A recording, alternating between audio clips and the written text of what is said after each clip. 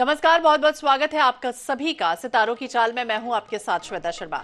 दर्शकों, इस कार्यक्रम में हम आपको बताएंगे कि कैसे बीतेगा आपका आज का दिन और जानेंगे आज के विषय के बारे में। मेरे साथ इस समय स्टूडियो में मौजूद है ज्योतिषाचार्य हैं पंडित प्रिया शरण त्रिपाठी जी। बहुत बहुत स्वागत है पंडित जी आपका। धन्यवाद। तो चलिए कार्यक्रम की शुरुआत करते हैं।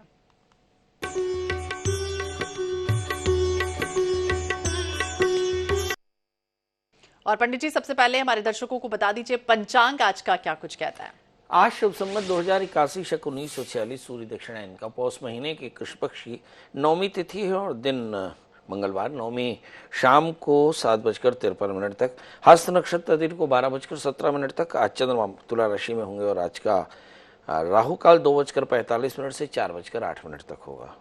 तो बिल्कुल ये आज का पंचांग है। पंडित जी से हम समझ रहे थे कि आज का पंचांग किस तरह का रहने वाला है। और पंडित जी, चूंकि आज हम चर्चा करेंगे, हमारा विषय, हम अपने दर्शकों को बता देते हैं कि सभी जातक का मार्केश नहीं होता मारक। अब मार्केश का ये भी मतलब होता है कि कहीं ना कहीं एक ऐसा ग्रह जो व्यक्ति की कुंडली में अगर है तो मृत्यु के समान कारक बनेगा या फिर उसके समान ही कष्ट देगा। तो फिर आखिरकार ये किस तरह का मार्केश होता है और ये क्या है मार्केश, सबसे पहले हमारे दर्शकों को बताइए। देखिए, अष्टमम ही आयुष स्थानम, जो किसी भी जातक की कुंडली का 8वां स्थान जो होता है वह आयुष का स्थान होता है। और अष्टमात अष्टमम चयत, और अष्टम से अष्टम यानी तीसरा स्थान फिर दूसरा आयु का स्थान होता है। और कहते हैं कि तयोरपि व्यय स्थाने मारक स्थानम उच्यते, और उससे जो 12वां स्थान होता है वह मारक कहलाता है। इसका मतलब दूसरा और 7वां भाव जो है वह मारक कहलाता है, क्योंकि 8वां और तीसरा भाव आयुष्य का माना जाता है। चलिए अब इसे थोड़ा विस्तार से समझते हैं।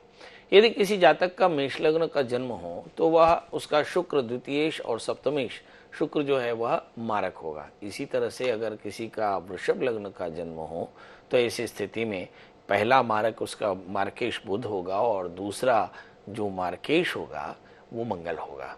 तो अलग अलग स्थानों, अलग अलग लग्नों में अलग अलग मार्केश होते हैं। अब सवाल ये उठता है, जब हम मार्केश की बात करते हैं इसका मतलब बहुत साफ है कि हम द्वितीयेश और सप्तमेश की बात करते हैं। अब सवाल ये है कि मार्केश तो हमने सुन लिया, पर मार्केश क्या मारक है? मतलब यदि किसी गार्ड के पास गन है तो क्या वो मुझ पर गोली चलाएगा? और अगर वो गोली चलाएगा तो क्या मैं मर जाऊंगा, क्या मैं केवल घायल होऊंगा, या कान से गोली छूकर निकल जाएगी?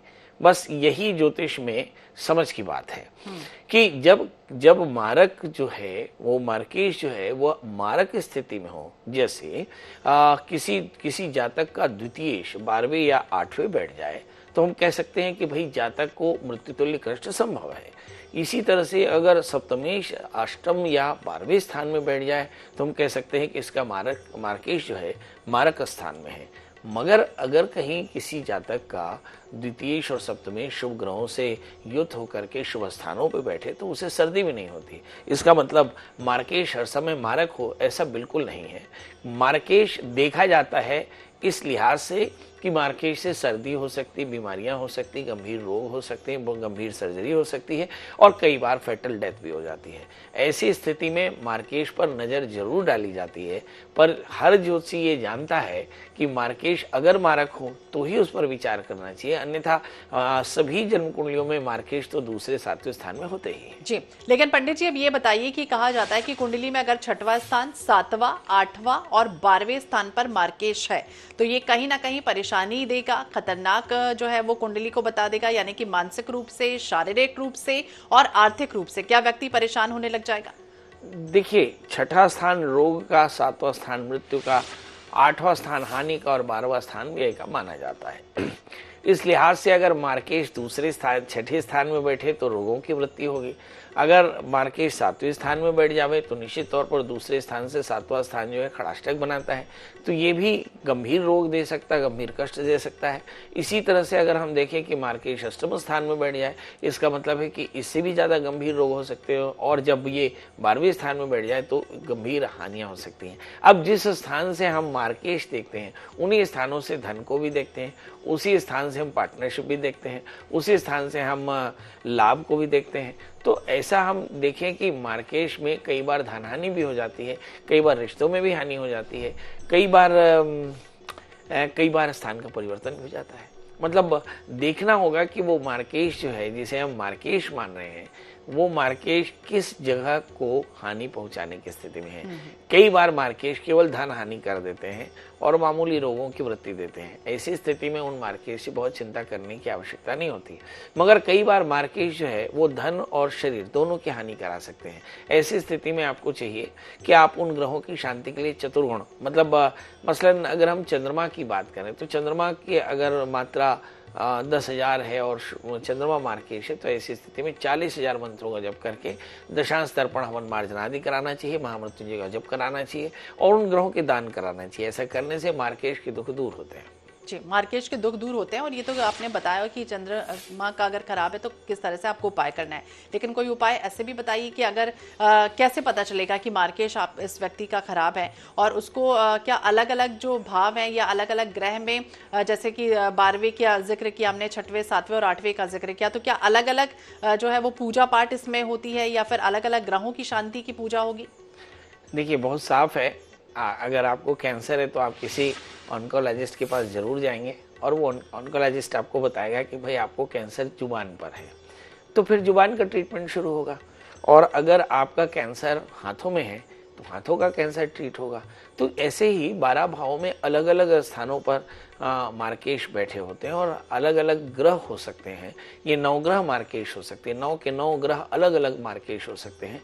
ऐसी स्थिति में मसलन आप समझिए कि मेष लग्न में शुक्र मार्केश होता है, पर वृषभ लग्न में मंगल और बुध मार्केश होता है, मिथुन लग्न में चंद्रमा और बृहस्पति मार्केश होता है।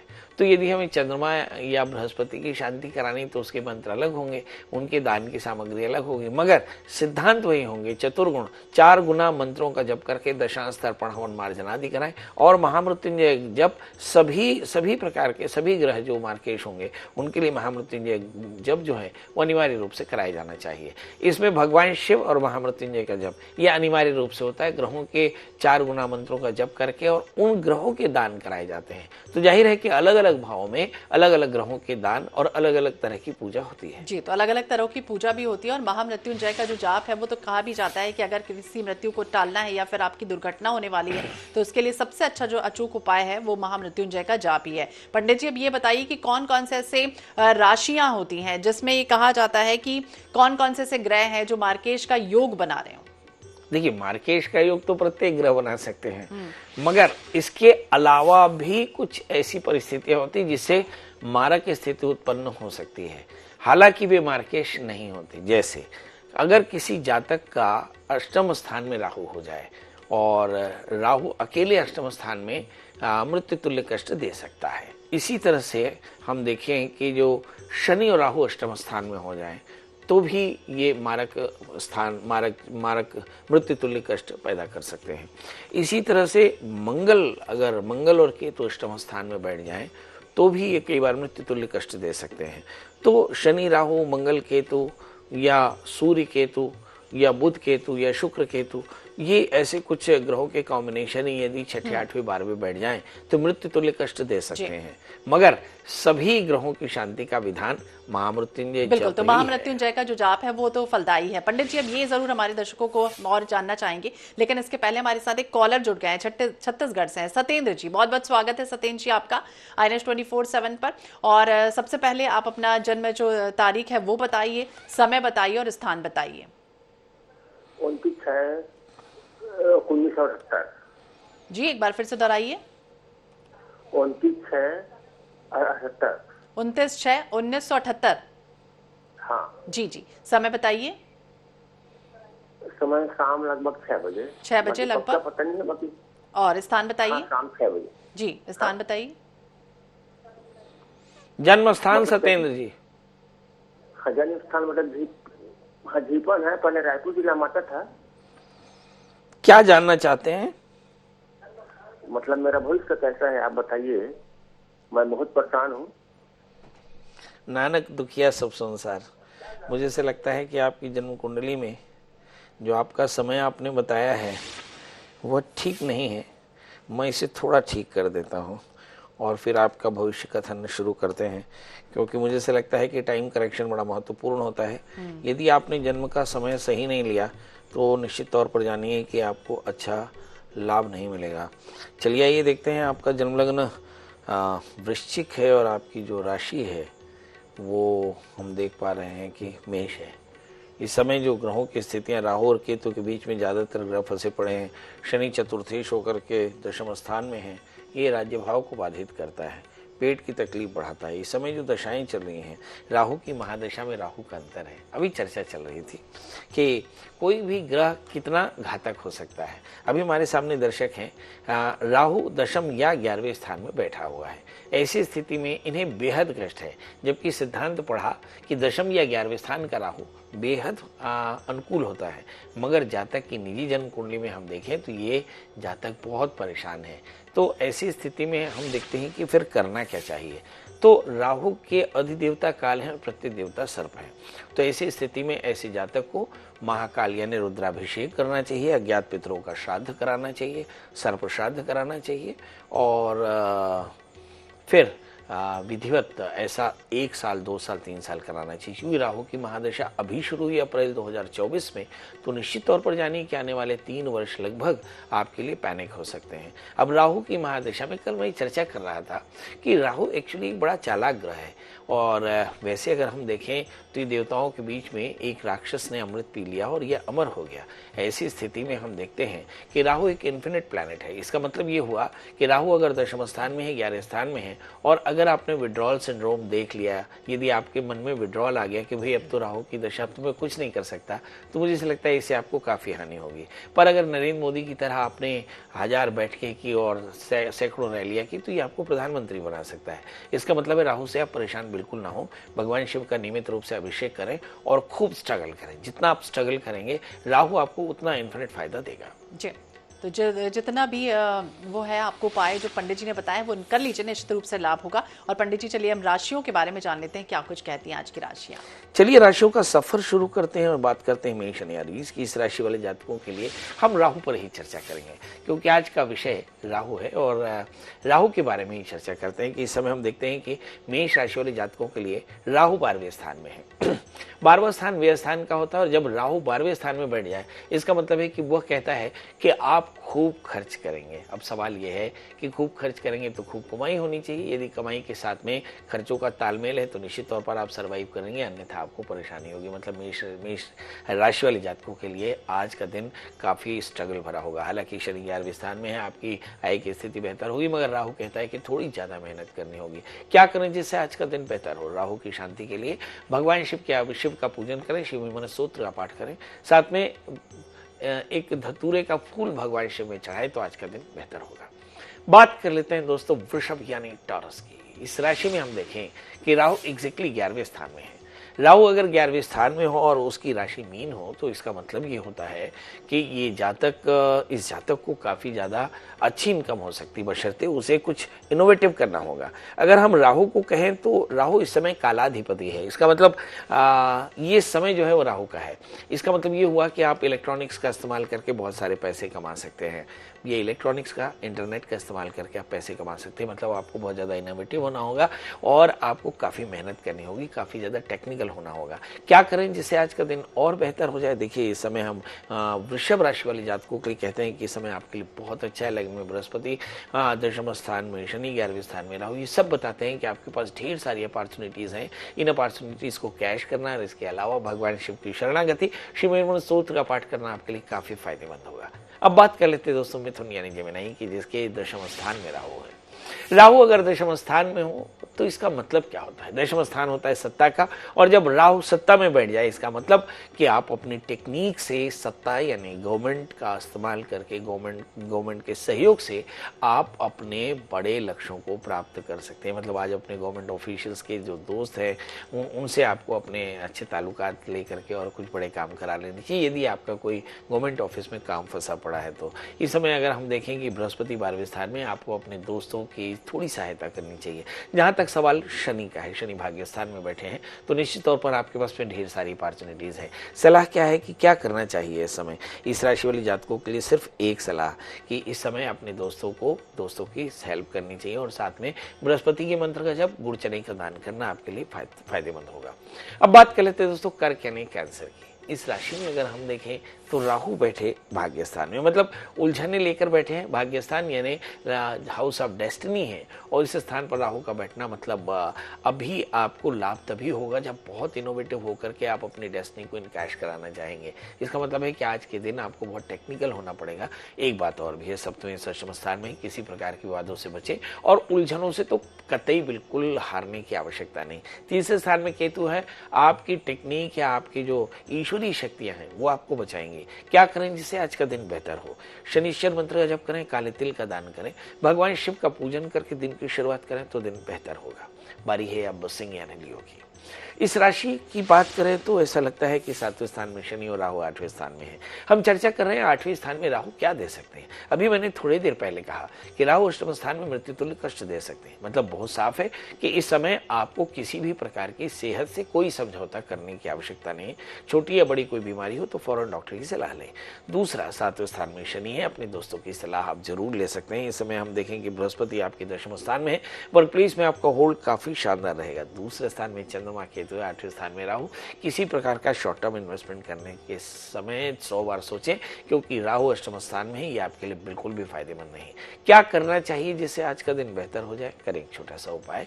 क्योंकि राहु अष्टम स्थान में है, इसलिए आज आप भी भगवान शिव की आराधना करें, शिव महिमा स्तोत्र का पाठ करें, ओम नमः शिवाय इस मंत्र का जप करें, और धतूरे का फूल भगवान में चढ़ाएं तो आज का दिन बेहतर होगा। अब बात कर लेते हैं कन्या यानी वर्गों की। विषयांतर करके आपको लग रहा होगा कि मैंने धतूरे का फूल अंडरलाइन करके कहा कि यदि आपका राहु खराब हो तो भगवान शिव में धतूरे का फूल चढ़ाना अत्यंत लाभकारी होता है। बात कर लेते हैं कन्या यानी वर्गों की।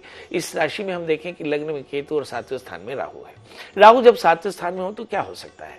तो मुझे ऐसा लगता है कि आपके दोस्त या आपके लाइफ पार्टनर या फिर आपके पार्टनर पर थोड़ा सा ध्यान देना होगा। इसका मतलब है कि आपको ज़्यादा केयर की ज़रूरत और ज़्यादा मॉनिटरिंग की ज़रूरत पड़ेगी। रिश्तों की भी मॉनिटरिंग करनी पड़ेगी, क्योंकि हो सकता है कि 7वें स्थान में राहु आपके रिश्तों में ज़्यादा डिससेटिस्फेक्शन या ज़्यादा डिस्ट्रैक्शन दे रहा हो। लग्न में केतु है, आपका टैलेंट बहुत काम आएगा, मगर याद रखें कि रिश्तों को फिर भी बचाना होगा। 6वें स्थान में शनि बेवजह की शत्रुता बढ़ा रहे हैं। इस समय शनिश्चर और राहु के मंत्रों का जप करें, काले तिल काले उड़द का दान करें तो आज का दिन बेहतर होगा।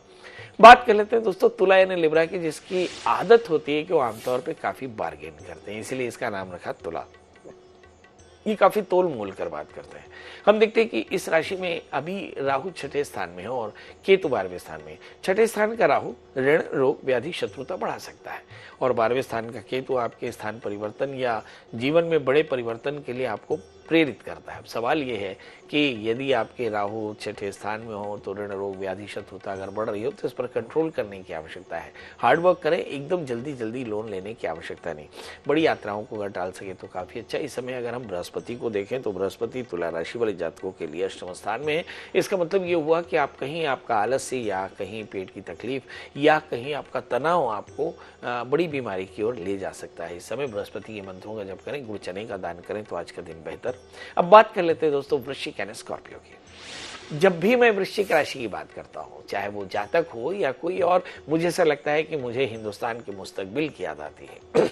जी, हिंदुस्तान के मुस्तकबिल की राशि वृश्चिक है, और इस समय पूरा हिंदुस्तान के मुस्तकबिल के इशारों पर चल रहा है। इसका मतलब कि अगर हिंदुस्तान के 12 राशि के जातकों को अगर देखना हो तो वृश्चिक राशि के स्टैंड पर नजर डालें। इस समय देखते हैं कि वृश्चिक राशि वाले जातकों के लिए लग्न में बुध है, बहुत स्मार्टली आप डिसीजन ले रहे हैं। इस समय चौथे स्थान पर शनि बैठे हैं, जबरदस्त सामाजिक प्रतिष्ठा है, और 5वें स्थान में राहु।